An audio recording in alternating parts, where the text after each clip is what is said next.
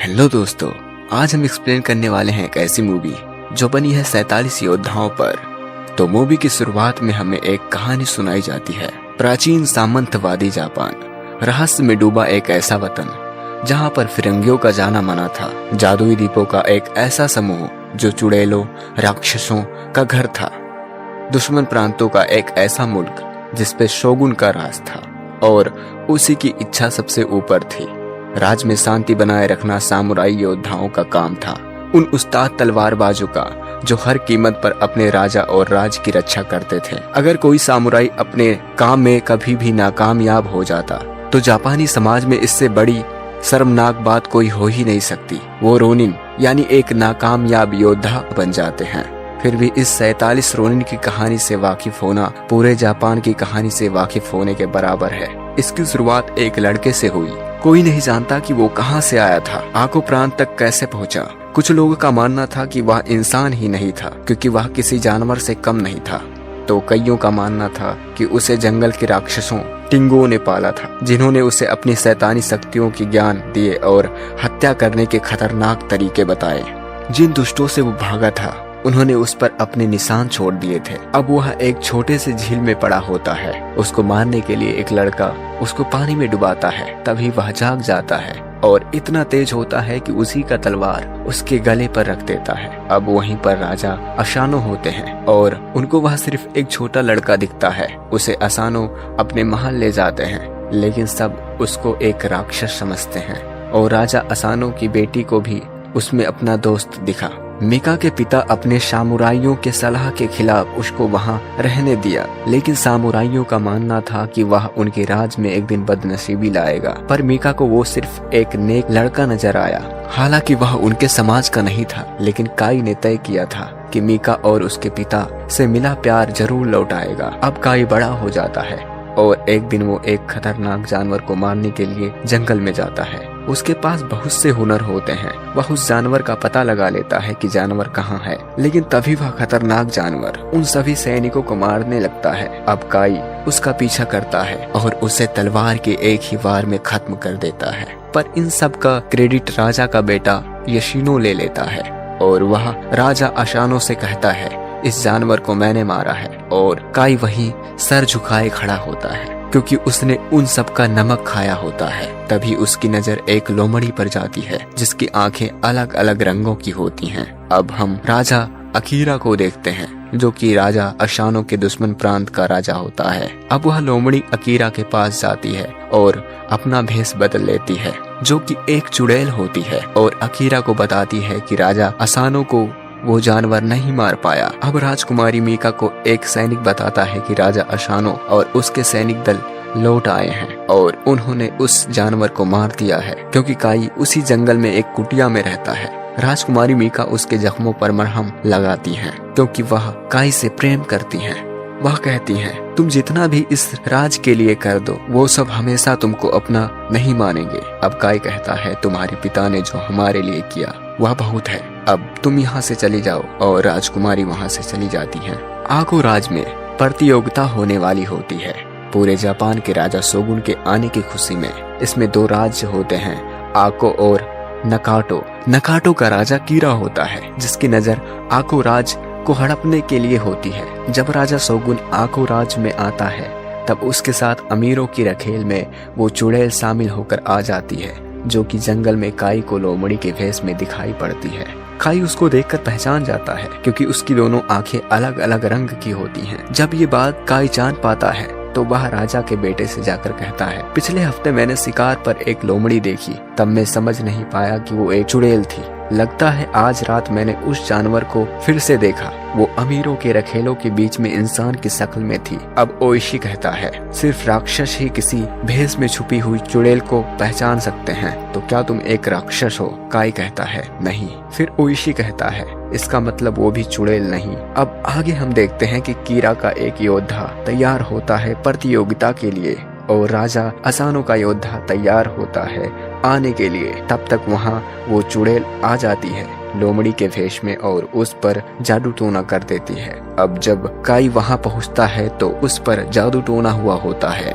उधर उस योद्धा का इंतजार किया जाता है लेकिन इस प्रतियोगिता के नियम यह होते हैं कि इसमें सामुराई योद्धा ही लड़ाई कर सकते हैं, पर काई एक सामुराई नहीं होता है। फिर भी आकोराज की इज्जत बचाने के लिए वह उस योद्धा का पोशाक पहनकर मैदान में चला जाता है, लेकिन उसका नकाब उस प्रतियोगिता में गिर जाता है और वहां पर मौजूद सारे लोग उसको पहचान जाते हैं। अब राजा शोगुन के हुक्म से काई को मृत्यु दंड दी जाती है, पर जब तक वहां राजकुमारी मीका आ जाती हैं और राजा अशानो की वजह से उसको मृत्यु दंड नहीं होता है, फिर उसको पीटने की सजा सुनाई जाती है। इन सब की वजह से राजा असानो की बेइज्जती होती है, इसलिए वो अपने आप को एक कमरे के अंदर बंद कर लेते हैं। अब उस कमरे में वही चुड़ैल आ जाती है और असानो पर जादू टोना कर देती है, जिससे राजा को लगता है कि राजकुमारी मीका की इज्जत कोई लूट रहा है। असानो उसको मारने चलते हैं, तब तक सब लोग उन्हें रोक देते हैं क्योंकि ये सिर्फ एक भ्रम होता है और वह अपनी तलवार से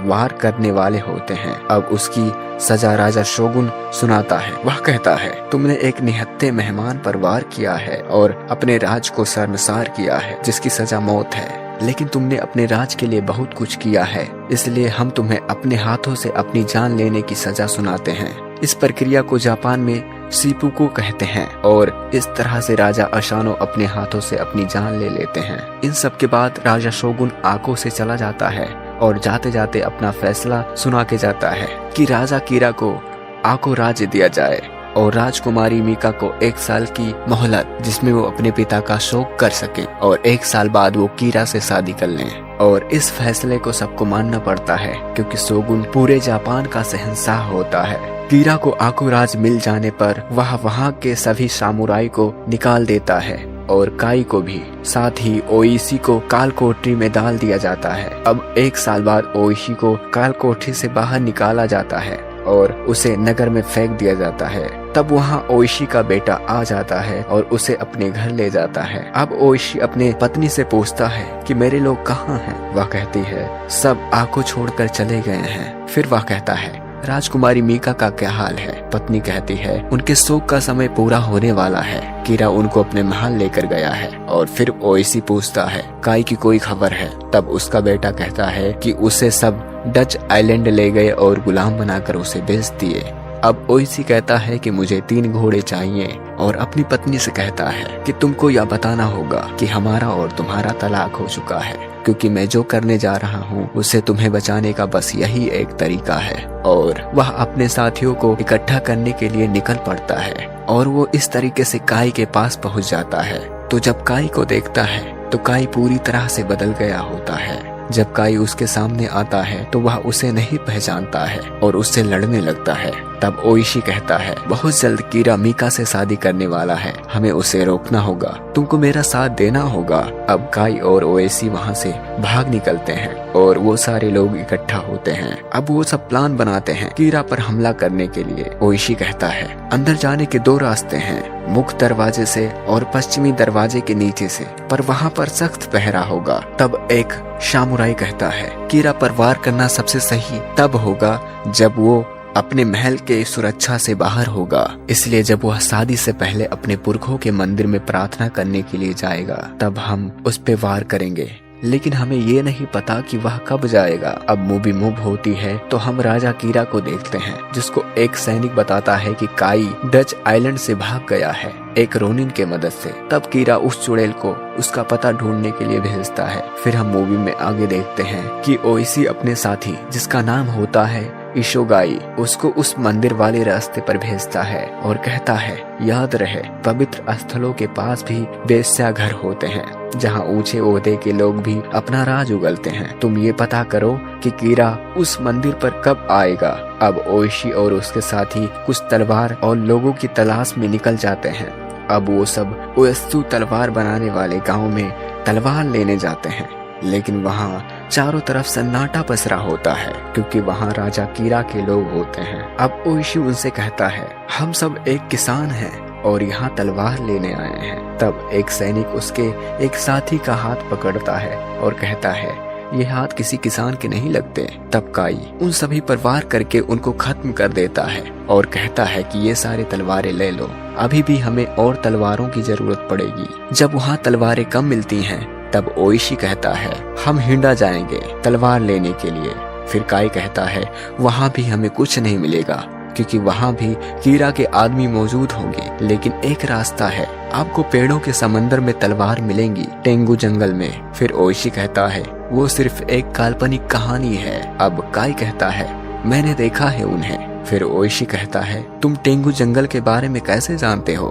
तब काई कहता है भागकर आको जाने से पहले मैं वहीं पला बड़ा था, मेरे सर पर वो निशान उन्हीं लोगों ने बनाया था, उन्होंने मुझे मारना सिखाया, उनके पास खुद को बचाने के लिए अनोखे और जादुई तरीके हैं। अब ओइशी कहता है तुम्हें लगता है ये टेंगू हमें तलवार देंगे? काई कहता है वो तुम्हारा इम्तिहान लेंगे फिर देंगे। अब काई और उसके साथी उस जंगल में जाते हैं।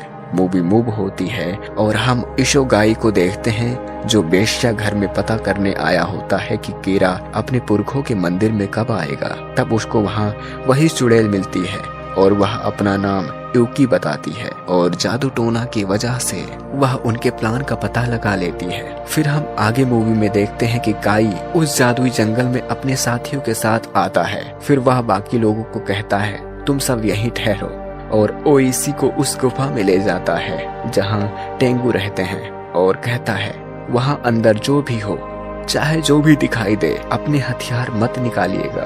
फिर उसको गुफा के रास्ते उस मंदिर में ले जाता है। फिर अंदर गुफा में काई चला जाता है और ओइशी को उसी मंदिर में रुकने को कहता है। जब वो अंदर जाता है तो उसके सामने एक तेज धार वाली चमकीली तलवार खड़ी होती है और वहाँ कोई नहीं होता है। फिर टेंगू का सरदार आता है। अब काई कहता है मैं यहाँ तलवार लेने आया हूँ। फिर टेंगू कहता है ये सब सिर्फ एक लड़की के लिए, ऐसे प्यार के लिए जो कभी पूरा होगा ही नहीं। वो कहता है मीका तुम्हारी कभी नहीं हो सकती इस जन्म में। तो काई कहता है फिर मैं मर जाऊंगा और ये प्रार्थना करूंगा कि दूसरे जन्म में मीका जरूर मेरी हो। अब वो टेंगू कहता है प्यार क्या होता है वो मैं तुम्हें बताता हूँ। एक रात का प्यार जो तुम्हें इस दुनिया में लाया, एक अंग्रेज नाविक और एक किसान की लड़की। तुम्हारी प्यारी माँ ने तुमको इन जंगलों में मरने के लिए छोड़ दिया। एक राक्षस, एक आधे नस्ल वाला बच्चा। फिर भी हमने तुम्हें ढूंढा, तुम्हें स्वीकार किया और तालीम दी और तुम यहाँ से भाग गए। ठीक है, हमारी तलवार लेने कई लोग आते हैं पर वापस कोई नहीं जाता। तुमने उसे तलवार निकालने से मना किया है। अगर वो निकालेगा तो वो मरेगा और साथ साथ उसके साथी भी मर जाएंगे। तब तक ओइशी के पास उसके सारे साथी आ जाते हैं। अब ओइशी उन सबसे कहता है मैंने तुम लोगों को मना किया था पर तुम सब क्यों आए यहाँ? तब तक वहाँ पर मौजूद टेंगू उन सभी पर हमला कर देते हैं और उनको मारने लगते हैं। तभी ओइशी के अंदर से आवाज आती है तलवार निकालो, तलवार निकालो और अपने साथियों का जान बचाओ, उनको बचा लो। उसके साथी भी चिल्लाते हैं। एक एक करके सभी साथी मरने लगते हैं। अब मूवी मूव होती है तो हम काई को देखते हैं जो कि टेंगू यानी राक्षस से बात कर रहा होता है। फिर काई कहता है और बातें नहीं, क्या मुझे वो दोगे जो मैंने मांगा? फिर वो कहता है तलवार ले लो काई अगर तुम मुझसे पहले पहुंच सको तो। अब काई उस टेंगू से पहले तलवार तक पहुंच जाता है और उसे उठा लेता है और जैसे ही वह तलवार उठाता है वैसे ही ओइशी के पास से सारे टेंगू और उसके साथी गायब हो जाते हैं और वहाँ पर बहुत सारी तलवारें आ जाती हैं। तब तक काई वहाँ आ जाता है और कहता है आप इम्तिहान में सफल हैं, आपके आदमी सुरक्षित हैं, आपको तलवारें मिल गईं। अब वो सब वहाँ से तलवार लेते हैं और निकल जाते हैं और अपने साथियों के साथ इकट्ठा होते हैं हमले की तैयारी करने के लिए। तब तक इशोगाई खबर लेकर आ जाता है कि राजा कीरा आज रात अपने पुरखों के मंदिर जाएगा। तब वो सभी हमले के लिए जाते हैं। हमला करने वाले ही होते हैं वो सब कीरा पर। तब वो देखते हैं कि वहाँ पर कीरा नहीं बल्कि वो चुड़ैल होती है और उसको पहले से ही पता होता है इनके प्लान के बारे में, क्योंकि जब इशोगाई वेश्या घर में पता लगाने जाता है तभी उस पर वो चुड़ैल जादू टोना कर पता लगा लेती है। इस तरह से उन पर कीरा के आदमी हमला कर देते हैं और वहाँ पर काई के कई साथी मारे जाते हैं, लेकिन वहाँ से कुछ लोग भाग निकलते हैं। अब काई ओइशी से कहता है हम अपना बदला जरूर लेंगे। वह कहता है कि कीरा को लग रहा है कि हम सब मारे गए हैं और वो बेफिक्र होगा, इसलिए हम इसी बात का फायदा उठाएंगे। तब तक उसी रास्ते से कुछ लोग राजा कीरा की शादी में नाचने गाने वाले लोग जाते हैं अब ओइसी और उसके साथी उन लोगों के पास जाते हैं और कहते हैं हमें तुम्हारा मदद चाहिए। तब वो सारे लोग उनकी टोली में शामिल हो जाते हैं भेष बदलकर और कीरा के महल में शादी समारोह में चले जाते हैं और अपना प्रदर्शन करने लगते हैं। और जैसे ही मौका मिलता है वो सभी हमला कर देते हैं। चुड़ैल से काई लड़ने लगता है और कीरा पर ओइसी अपनी तेज तलवार से हमला करता है। चुड़ैल एक खतरनाक ड्रैगन का रूप धारण कर लेती है और काई पर वार करती है, लेकिन काई भी बहुत माहिर होता है तलवार चलाने में। वो अपनी तलवार की धार से चुड़ैल को ढेर कर देता है और ओइसी कीरा पर वार करता है।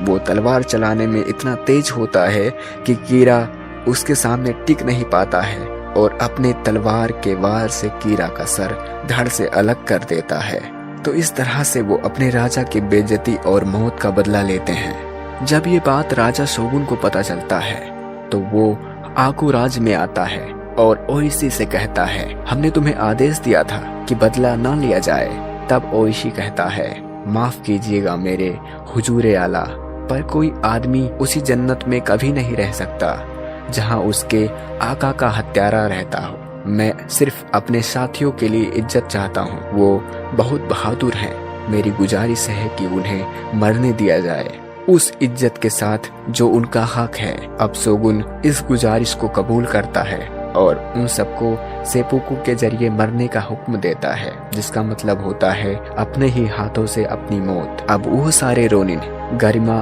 और बहादुरी के साथ अपनी मौत कबूल करते हैं। जापान की संस्कृति में सम्मान और वफादारी के रूप में इन 47 रोनिन की कहानी सदियों से चली आई है, जिन्होंने कर्तव्य और न्याय को मृत्यु के भय से पहले रखा। हर साल 14 दिसंबर को दुनिया भर से हजारों लोग इन 47 रोनिन की कब्रों पर श्रद्धांजलि देने आते हैं। ये फिल्म उनके कहानी से ही प्रेरित है।